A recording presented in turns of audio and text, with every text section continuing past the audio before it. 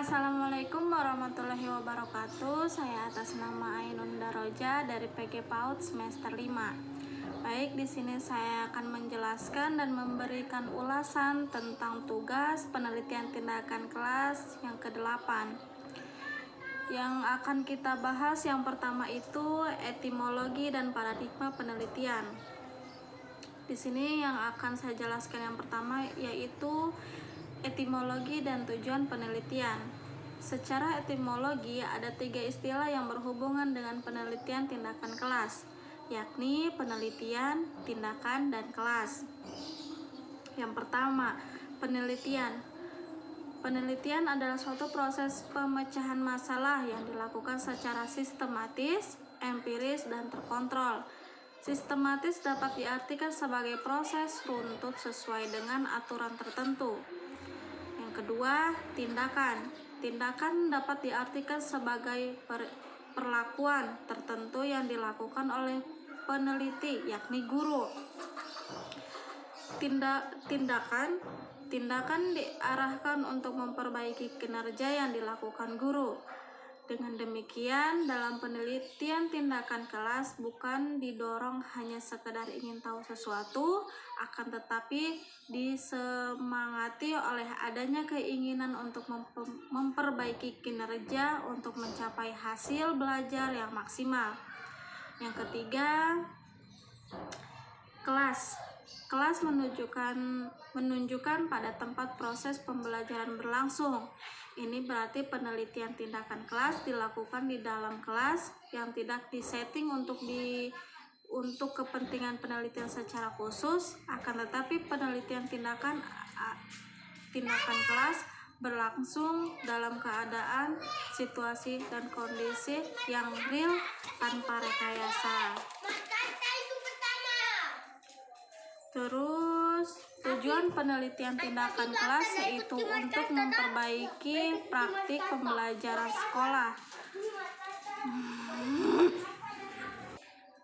Maaf, saya ulangi. Untuk yang berikutnya yaitu tujuan penelitian tindakan kelas, yaitu untuk memperbaiki praktik pembelajaran di sekolah, meningkatkan mutu pendidikan, dan untuk menindaki masalah di dalam kelas. Tujuan ini dapat diciptakan dengan cara melakukan berbagai tindakan untuk memecahkan berbagai permasalahan pembelajaran di kelas. Jadi di sini ulasan yang bisa saya berikan yaitu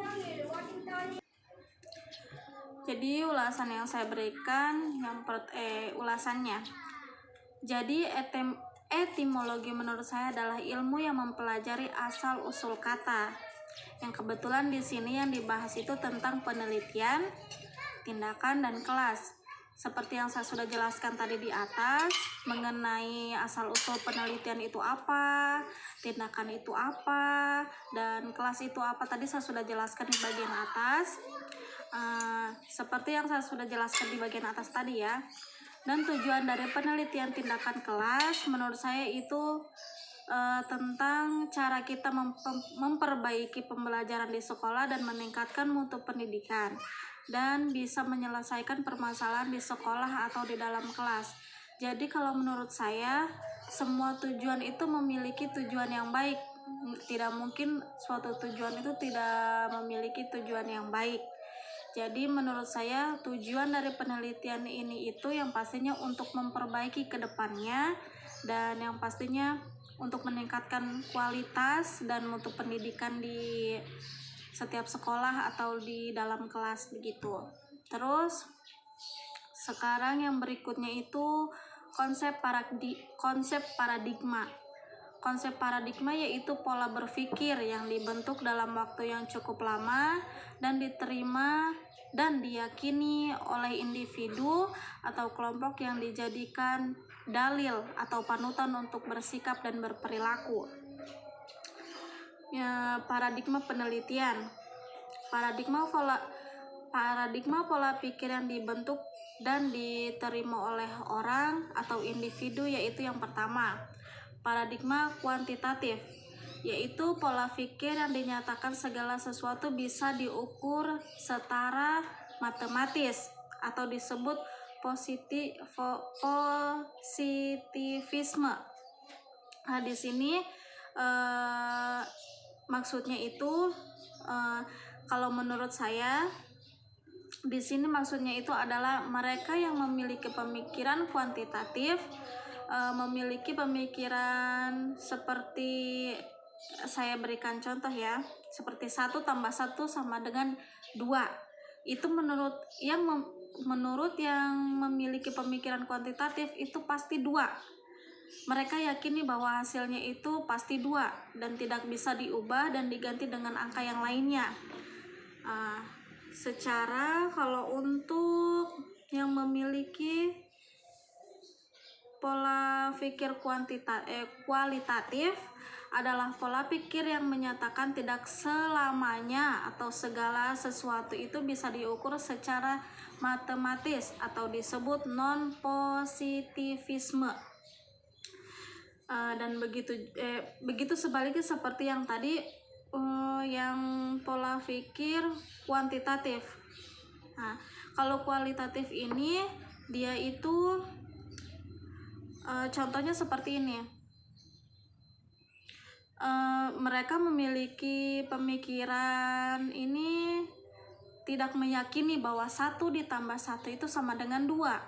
Mungkin bisa saja 1 ditambah 1 itu sama dengan 11 atau 3 atau apa dengan alasan tertentu. Jadi mereka itu tidak menetapkan, tidak meyakini bahwa 1 ditambah 1 itu pasti hasilnya itu sama dengan 2. Seperti itu.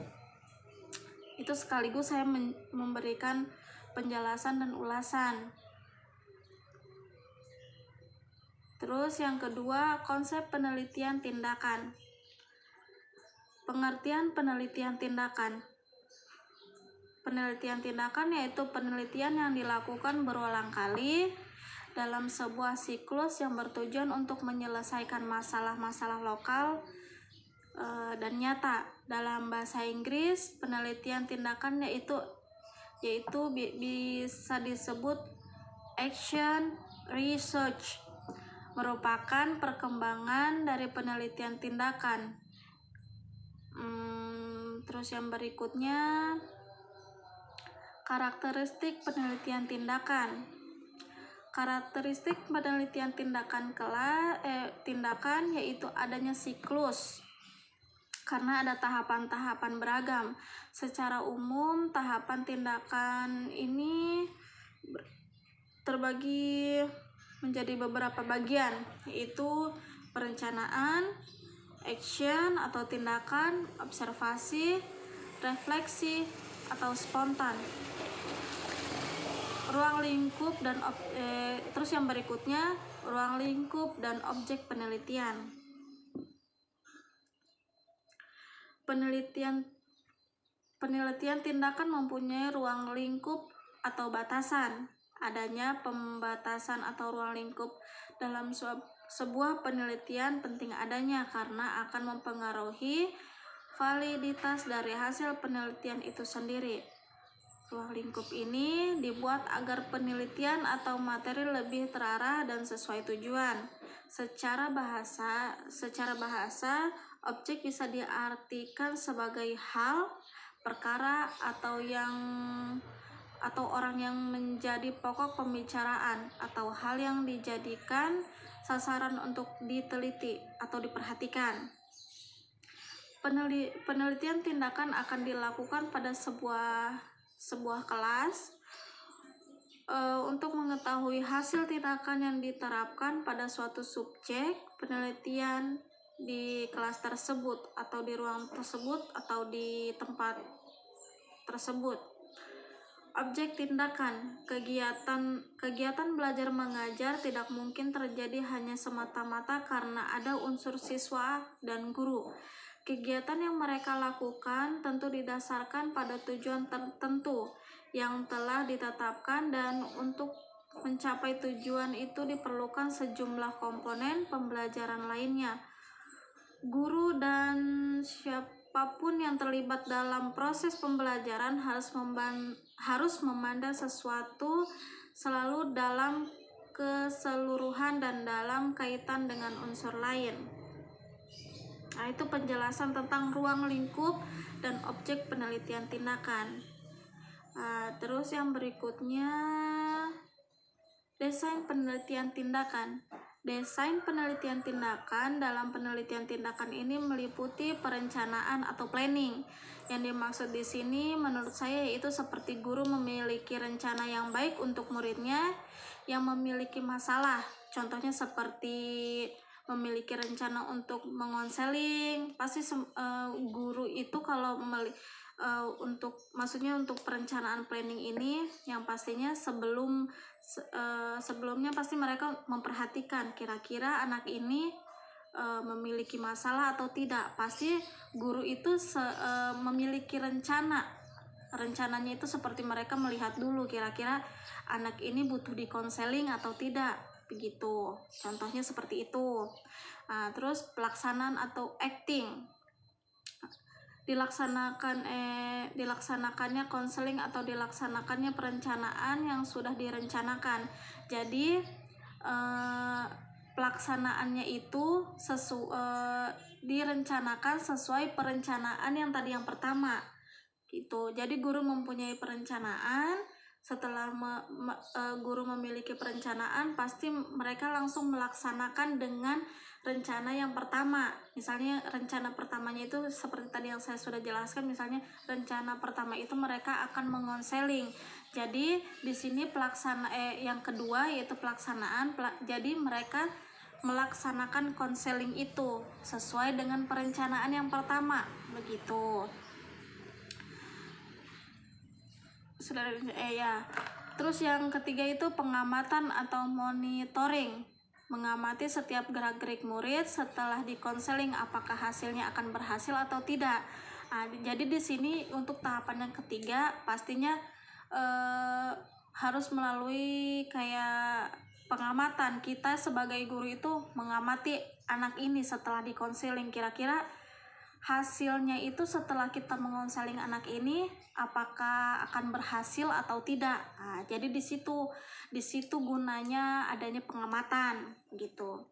Terus yang berikutnya yaitu refleksi atau penilaian. Penilaian.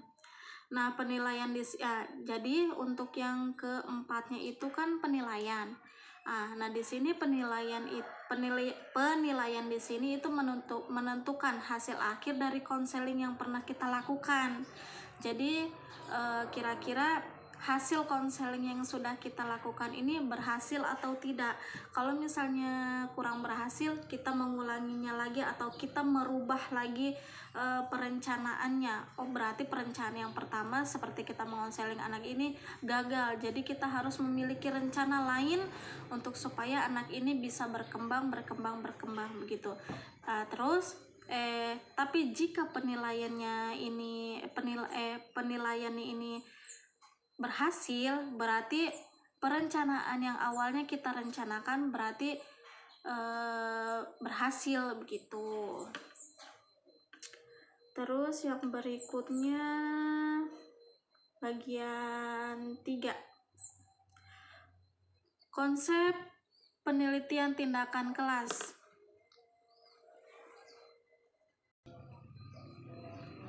Jadi kita akan yang ketiga kita akan membahas tentang konsep penelitian tindakan kelas.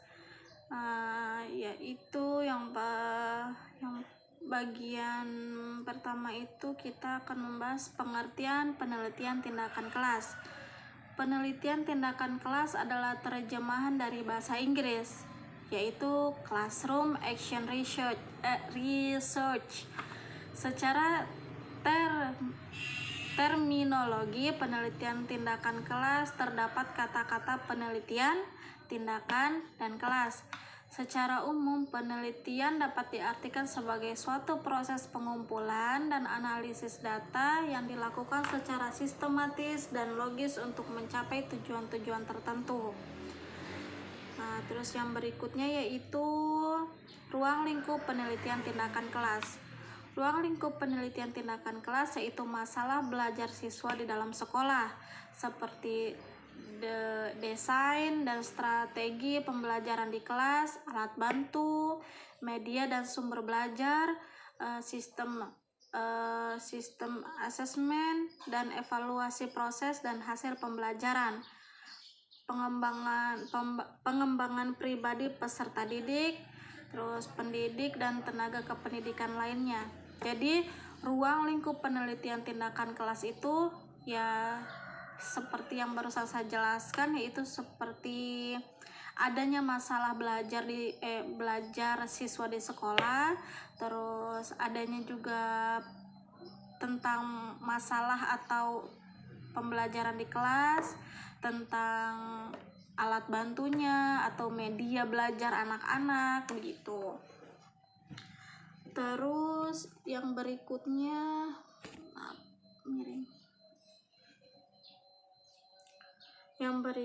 yaitu desain penelitian tindakan kelas.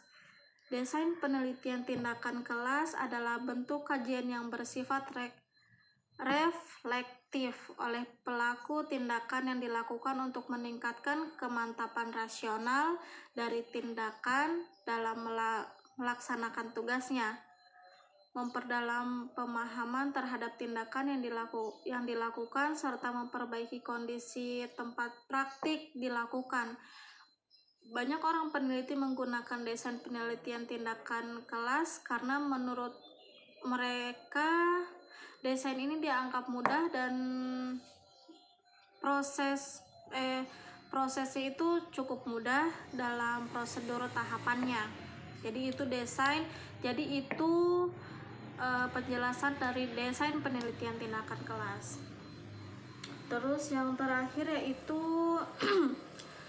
peran guru dan calon guru dalam penelitian tindakan kelas. Peran guru, selain mendidik, guru juga mengajar. Yang pastinya sebagai pengajar, guru dihadapkan pada tuntutan profesi untuk melakukan upaya perbaikan atas kekurangan dalam melaksanakan tugasnya. Dalam konteks ini, kegiatan guru sebagai pengajar biasa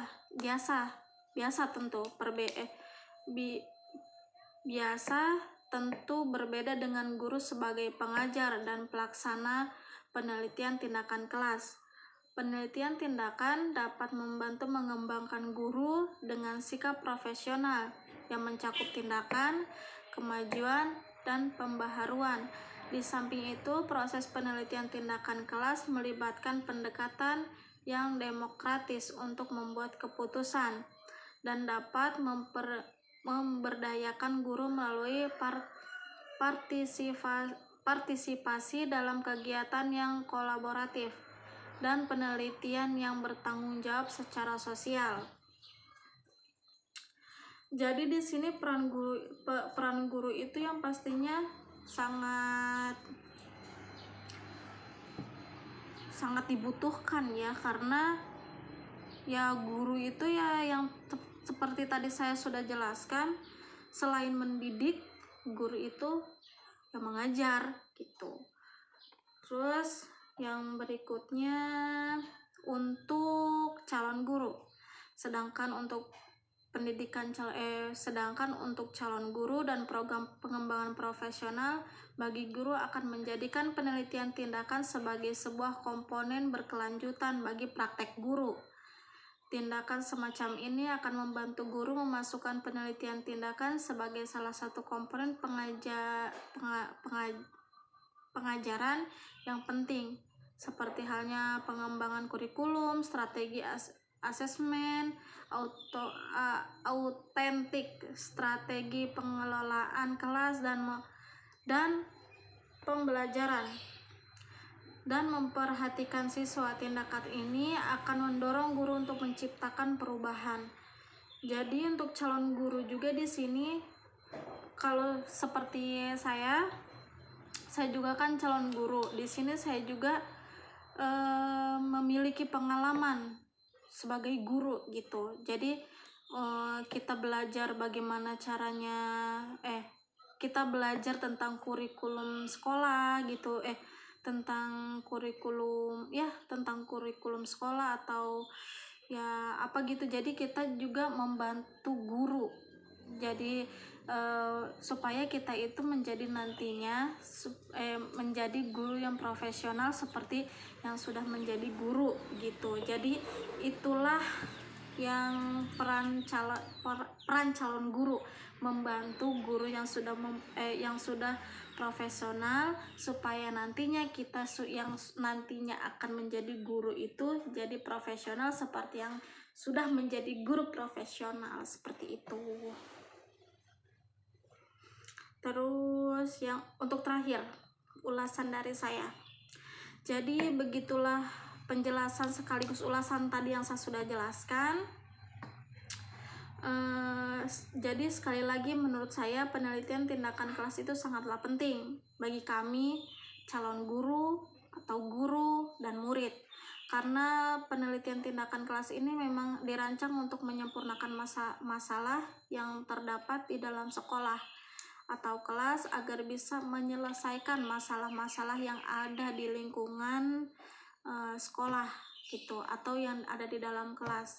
Jadi begitu pentingnya penelitian tindakan kelas ini, karena kalau misalnya tanpa adanya penelitian tindakan kelas itu anak-anak itu jadinya kita tidak bisa memperhatikan, tidak bisa memberikan bimbingan juga kepada anak-anak. Kan bagaimana ya, selama ini kan kalau selama ini kita memang sudah terbiasa dengan penelitian tindakan kelas ini secara tidak langsung gitu, seperti ada anak yang tiba-tiba murung begitu, tidak mungkin kita tidak akan kayak datangi dia terus bertanya kepada dia ada masalah apa, ada apa begitu. Yang pastinya secara tidak langsung itu adalah sudah penelitian tindakan kelas begitu menurut saya. Jadi kalaupun pembelajaran penelitian tindakan kelas ini mungkin tidak ada, secara tidak langsung kita juga sudah melaksanakan penelitian tindakan kelas ini. Kita meneliti bahwa di kelas itu ada permasalahan apa saja begitu. Jadi begitu pentinglah menurut saya penelitian tindakan kelas ini. Mungkin kalau tidak ada penelitian tindakan kelas ini mungkin ya kelas mungkin akan jadi berantakan, kacau, atau yang tadinya kita sudah menyusun rencana yang akan mencapai puncak keberhasilan mungkin ya akan gagal karena tidak adanya penelitian tindakan kelas ini begitu. Jadi cukup sekian penjelasan yang saya sudah sampaikan. Apabila ada kata-kata yang salah mohon dimaafkan, karena di sini saya masih belajar juga, butuh banyak belajar. Jadi cukup sekian. Terima kasih. Assalamualaikum warahmatullahi wabarakatuh.